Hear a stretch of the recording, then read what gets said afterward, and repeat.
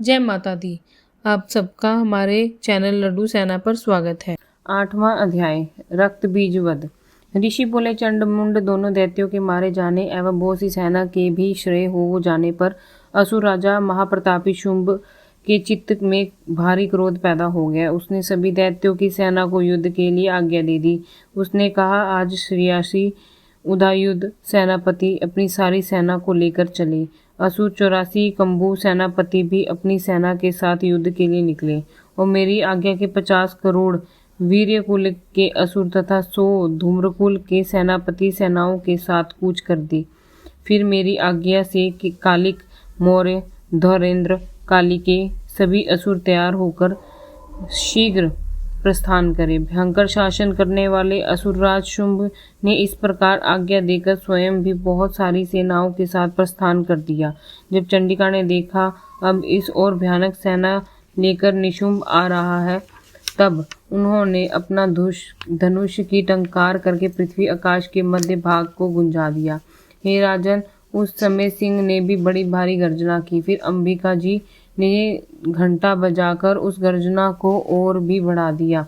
उस शब्द को सुनकर दैत्य सेनाओं ने आकर चारों ओर से देवी सिंह काली को क्रोध से घेर लिया।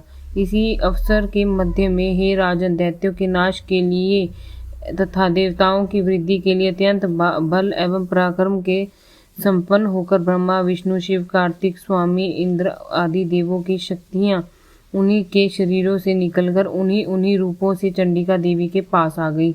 जिस देवी का जो रूप जैसे भूषण तथा वाहन, उन्हीं वस्तुओं के संपन्न होकर वह देवता शक्ति वही रूप धारण कर दैत्यों के साथ युद्ध करने आ गई।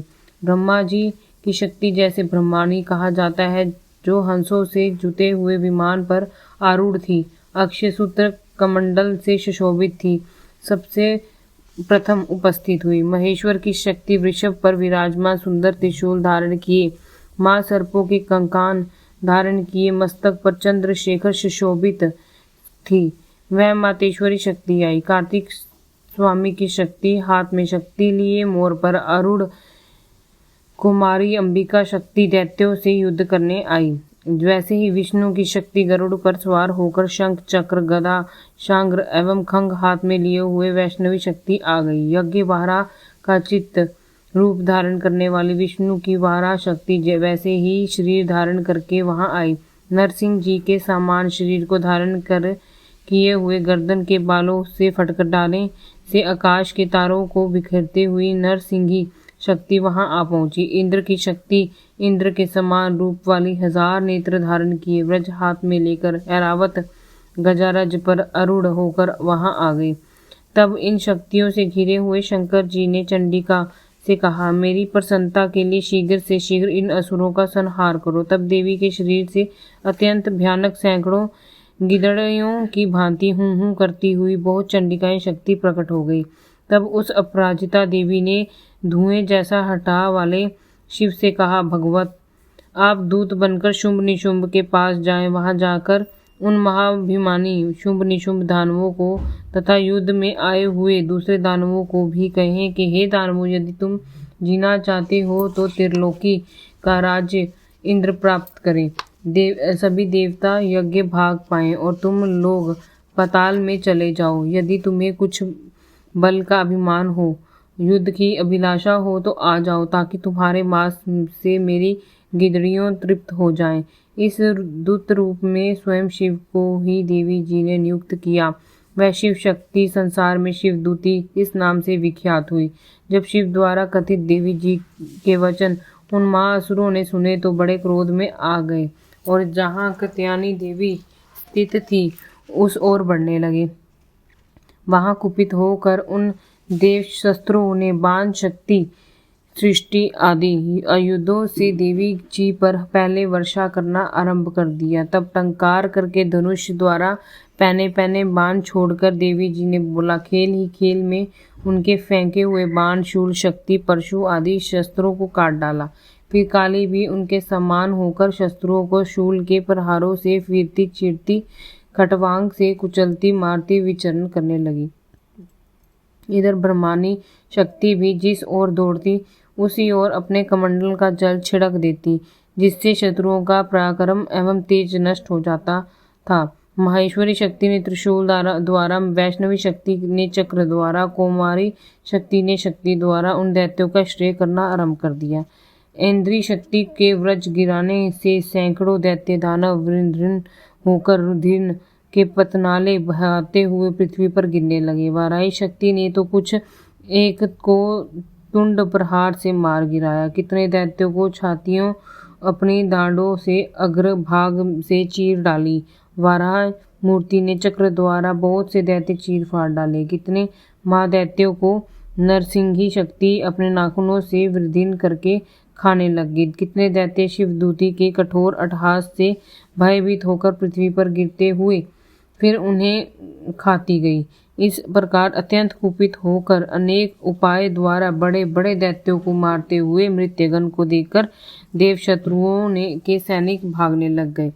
उन दैत्यों को मृत्यगण से पीड़ित होकर भागते हुए देखकर कदुग महाअसुर रक्तबीज युद्ध करने के लिए आ गए। रक्तबीज के वज्रमय शरीर से एक भी रुधिर बिंदु जब पृथ्वी पर गिरती, तब उसकी के समान बलवान दूसरे असुर पैदा हो जाता।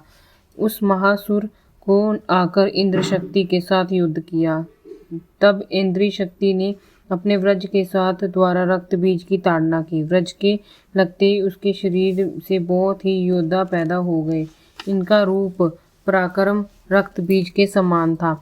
जितनी भी रक्त की बूंदें शरीर से गिरती थी, उनके उतने ही उसके सदृश बलवीर पराक्रमी पुरुष उत्पन्न हो रहे थे। वे रक्त के उत्पन्न हुए पुरुषों भी अत्यंत भयानक अस्त्र शस्त्र सुसज्जित होकर नृत्य गणों के साथ लड़ने लगे। फिर इंद्री ने वज्र से उसका सर शत-विशत कर दिया, उससे रुधिर बह उठा। तब हजारों पुरुष और रुधिर में पैदा हो गए।